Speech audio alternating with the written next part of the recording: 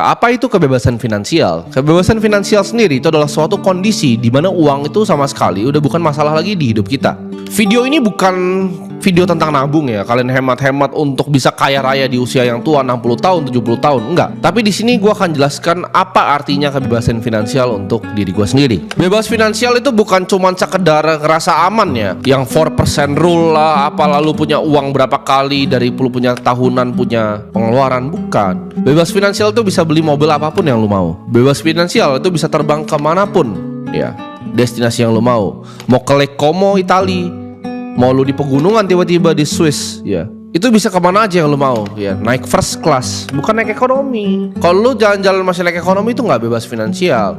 Terus ntar dia ngomong lagi, oh tapi si Konglo itu naik ekonomi. Iya, itu buat media aja, atau kebetulan dia mau kayak begitu aja gitu, tapi aslinya biasanya pakai private jet. Bebas finansial itu ketika kita bisa transfer ya ratusan juta sampai miliaran ke orang tua kita setiap bulan, dan bilang bahwa orang tua kita tidak perlu bekerja lagi. Nah, itu bebas finansial. Bebas finansial itu bukan nyari diskon ya di restoran, tapi gimana caranya kita lihat suatu menu, kita nggak peduli sama sekali harganya berapa. Kalau kalian masih bilang, oh tapi apa finansial yang baik itu adalah kita budgeting, itu masih miskin dan masih pecundang ya. Gue nggak pernah ketemu satu pun teman gue yang kaya itu pakai budgeting. Buka botol 100 juta, buka. Makan 50 juta, makan. Kalian tanya, ada nggak makan 50 juta? Ada.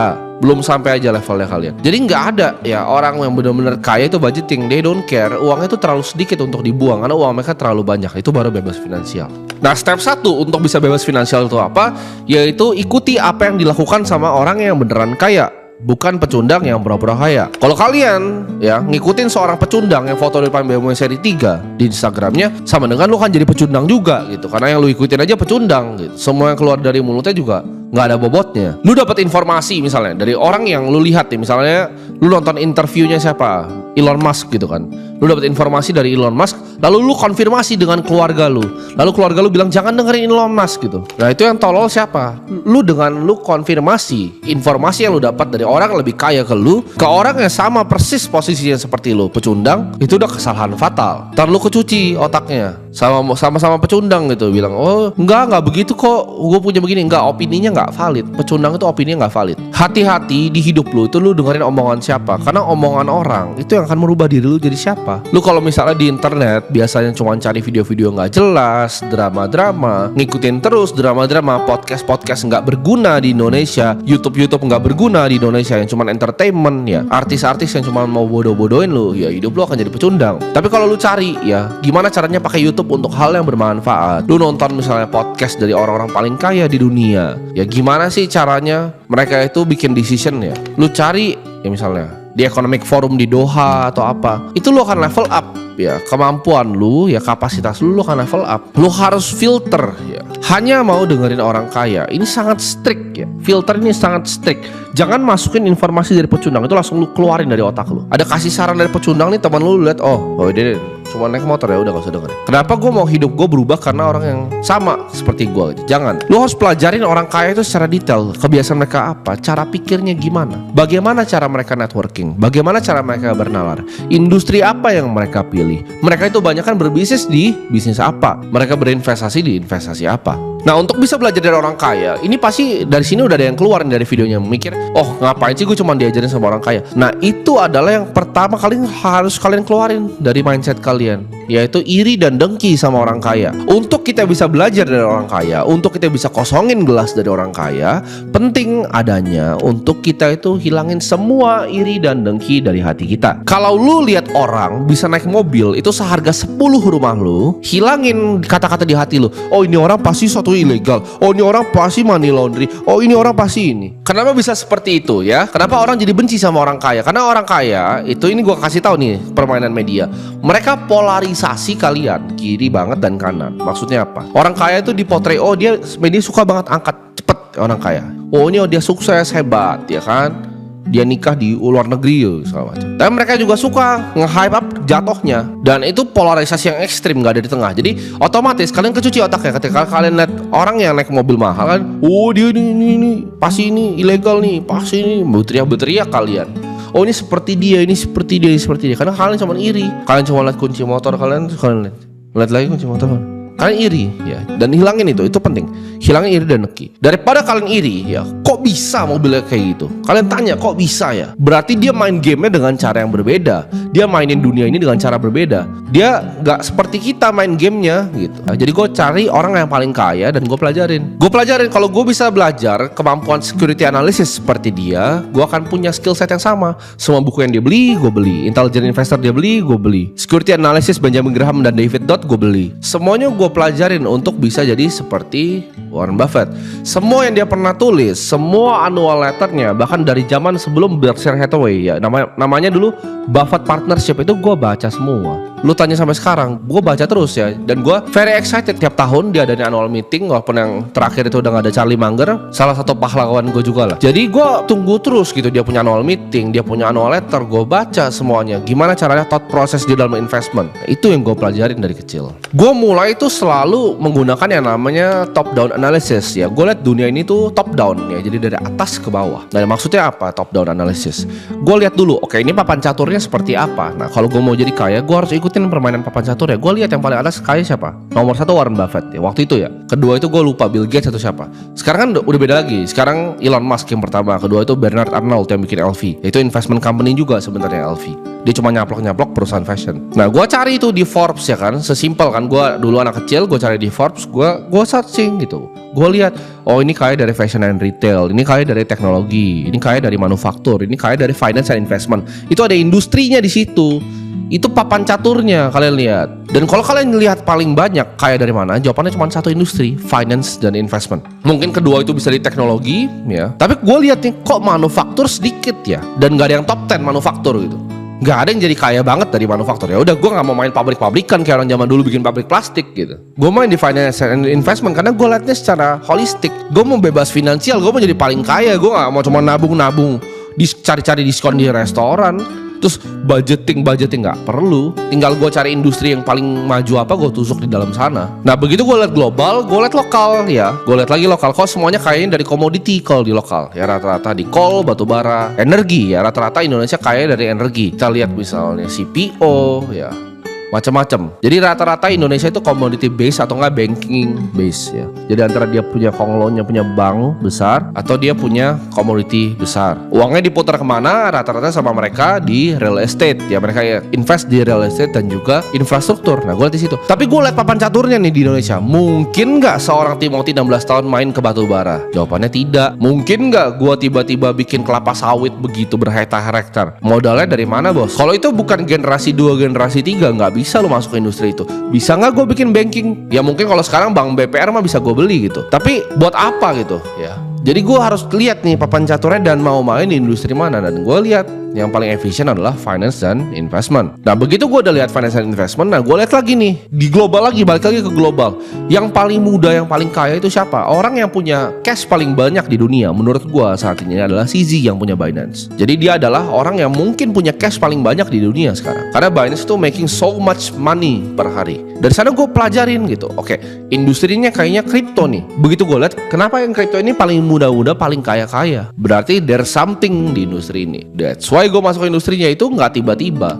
Itu holistic top down approach. Karena gue dari kecil udah lihat, gue selalu contek orang paling kaya karena gue mau jadi orang paling kaya. Simpel kan? Masa lu mau jadi orang paling kaya dengerinnya bapak lu gitu. Ya kecuali bapak lu orang paling kaya. Jadi caranya begitu. Kalau kalian bilang, kalian didiskredit sama keluarga kalian, oh kalau jangan begini, lu jangan begitu, jangan dengerin ya.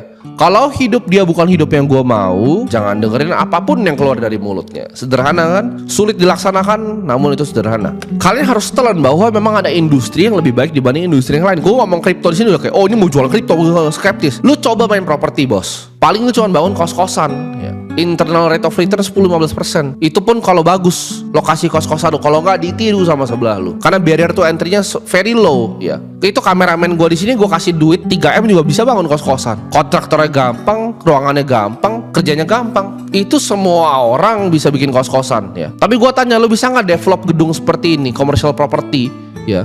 Modal tanah ini mungkin 20 juta per meter ya. Total 150 cuma buat bangun tanah. Ngurus sama notarisnya balik nama AJB aja berapa kalau gedung? Itu 2,5 M sendiri cuma tanda tangan. Jadi kalau lu mau main kayak begitu-begitu, lu bilang, oh kripto itu bukan aset real, lu main aja aset real estate. Kalau bisa lu bangun gedung, itu pun cicil kan pasti. Kalau kejual semua, kalau nggak kejual, Mampus lo terseok-seok. Paling ujung-ujungnya lo mau cari exit IPO di capital market, tapi ini udah kepanjangan gue melipirnya. Tapi you get my point, lo gak sepinter itu ya. Jadi kalau gue udah kasih tahu industri mana, lo cari aja, lo buktiin omongan gue, jangan cuma percaya gue. Lo Google aja sendiri, cari industri apa yang most likely untuk bikin kalian jadi orang kaya. Zaman dulu ya, John D. Rockefeller tuh fokus di minyak, Henry Ford itu fokus di mobil di saat orang gak ada yang percaya sama mobil. Lo fokus di satu industri saat orang gak percaya sama industri itu ya. Kayak Henry Ford bikin Ford. Di kripto ini orang banyak masih ketolol yang kayak otak-otak kayak lu yang bilang, oh ini scam, ini kenapa jual kripto, kenapa nggak ini, aduh males lah kalau udah bahas kripto. Lu goblok, ini industri masa depan, lu nggak mau belajar ini lu ketinggalan. Ini sama persis kayak mobil zaman Henry Ford bikin mobil. Lu masih mau naik kuda di sana, kita udah mau bikin mobil di sini. Lu harus laser fokus di industri yang orang tahu ada potensinya, dan lu tahu orang-orang yang masuk sini bukan orang-orang goblok. Michael Saylor itu 2012 bikin buku judulnya The Mobile Wave. Dia prediksi bahwa semua orang akan pakai ini ke depannya. Di saat lu orang nggak ada yang tahu ini apa, dia udah prediksi mobile wave. Dia adalah investor awal di Apple dan Amazon. Sekarang dia all in di mana? Di industri Bitcoin. Jack Dorsey yang bikin Twitter atau yang lu pakai kan, X sekarang dibeli sama Elon Musk. Jack Dorsey itu bikin Twitter zaman lu pakai BlackBerry. Masih pakai nggak lu waktu itu BlackBerry? Itu dibuat sama Jack Dorsey. Dan dia keluar dari sono untuk bikin perusahaan namanya Square, fokus 100% di Bitcoin. Lu bayangin, apakah orang-orang seperti ini orang-orang bodoh gitu? Perusahaan 10 triliun aset under management, triliun dolar by the way, BlackRock. Mereka pun udah fokus sekarang untuk bikin shares IBIT-nya di Bitcoin. Dan lu masih pikir, ini scam.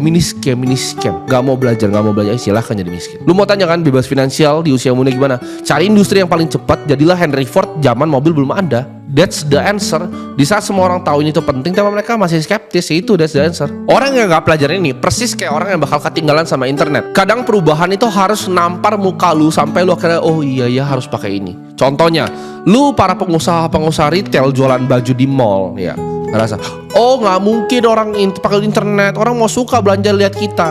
Sampai lu lihat semua cewek di Indonesia belanjanya dari Shopee, bajunya itu setengah dari baju lu, margin lu kegerus, akhirnya bangkrut toko retail lu, digampar muka lu ya kan. Baru sadar gitu, teknologi itu disrupsinya seperti itu. Ketika semuanya belanja dari Shopee, toko saya miskin ya, orang bilang, nanti tinggal nggak belanja dari internet, orang nggak akan pakai surat email, pasti suratnya fisik. Bubar kan lu jadinya ya. Yang sediain jasa-jasa surat fisik bubar. Toko fashion retail bubar. Nanti lu nggak percaya kripto ya, bisnis lu bubar juga. Jangan jadi dinosaurus bodoh yang anti teknologi ya. Kalau lu belum kaya, lu kagak pintar karena bilang, tapi kan nggak semua orang pintar itu kaya. Enggak. Itu coping mekanisme mereka aja. Itu alasan aja. Siapa sih yang nggak mau duit di dunia ini? Lu ngomong lah orang pintar yang gak mau kaya, gue transfer 10M juga diem mulutnya, ya kan? Diem dia, bilang, oh tapi kan saya gak mau duit, gue ke transfer 10M. Oh iya. Diem lu, gak usah munafik jadi manusia ya. Lu miskin karena lu goblok. Itu quotes gue tuh, kalian bisa bawa itu ke kuburan nanti kalau gue udah mati. Lu miskin sama dengan lu goblok. Karena gue gak ketemu satupun orang kaya yang bikin duit 1 triliun itu goblok, gak ada. Bandar saham yang gue tahu tuh pintar banget, dia ngitung free float bisa dikeluar kepala, kayak ada kalkulator di kepalanya. Ketemu orang kaya yang bego tuh gak ada di dunia ini. Terus mungkin ada yang bilang juga, oh ini cuma mau ngajarin trading itu judi, lu yang kepala lu yang isinya judi ya. Fortune 500 company cuma 500 ya. Fortune 500. Kalian cari hedge fund tuh ada berapa? Lebih kaya mana? CEO top 1 Fortune 500 atau hedge fund manager nomor 10. Nah, lu pelajarin, lu aja gak tahu apa itu hedge fund, apa itu family office, apa itu private equity, gak tahu. Terus bilang, oh trading itu judi. Nah, pelajarin dulu. Orang-orang paling kaya adalah hedge fund managers. Ini gua kasih kuncinya. Jadi mereka coba, kalau lu cari Ken Griffin, yang beli penthouse itu siapa? Orang-orang siapa? Yang beli rumah-rumah paling mahal di dunia itu siapa? CEO-nya Coca-Cola kah? Enggak ya. Yang punya Citadel, yang punya Bridgewater, itu orang-orang paling kaya di dunia. Strategi bebas finansial tuh selalu harus serang, ofensif. Jangan ciut, jangan defense. Jangan nabung, tapi serang terus, bikin duit. Karena lu kalau bisa bikin duit misalnya 10M sebulan, ya buat apa nabung? Ya kan? Hitung-hitung pengeluaran. Itu game pecundang itu. Lu ntar disuruh nabung ya kan. Yuk dengan gaji 15 jutanya akan nabung sampai umur 60 ya. Nanti begitu 60, begitu udah kena inflasi sampai mampus, kamu punya 10M di reksadana. Udah ini. Itu bebas finansial lu, terserah. Lu nontonin aja financial influencer itu. Oh ntar ada yang ngomong lagi, tapi kan Warren Buffett humble bang, ya kan. Dia kemana-mana nggak mau naik, dia naiknya pernah bilang pakai ekonomi. Nah itu lu pelajarin apa yang dia lakukan, bukan apa yang dia omongin. Coba lu cari, sama Bill Gates dia selalu naiknya apa? Private jet besar bos, private jetnya. Mansionnya ada besar warna putih. Jadi lu pelajarin dulu bener-bener orang itu siapa, ya di belakang media siapa. Ada yang bilang, oh tapi dia konglomerat bang, dia naik Innova bang. Iya, garasinya Rolls Royce Phantom. Oh iya tapi dia konglomerat, saya ketemu bang naik ekonomi bang. Iya itu kebetulan aja ya. Pesawatnya legasinya nangkring di Halim kok. Jadi jangan maulah dibuai sama media-media seperti itu.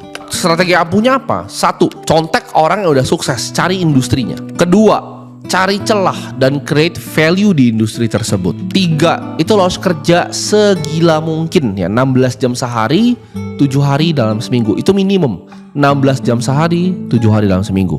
Nggak mau ini semua, nggak usah jadi kaya, jadi pecundang aja. 4, jangan pernah fokus defense, tapi fokus serang terus, karena uang itu suka ya. Jadi fortune itu harus dipaksa. Ini kata-kata dari Niccolo Machiavelli. Keberuntungan tuh harus dipaksa, di coerce ya, diinjek kalau bisa kepalanya. Karena itulah yang bikin keberuntungan tuh akhirnya submissive ke kita. Dan yang kelima ya, gue mau bilang kalian good luck untuk dalam pencarian ini, untuk pencarian jadi orang kaya.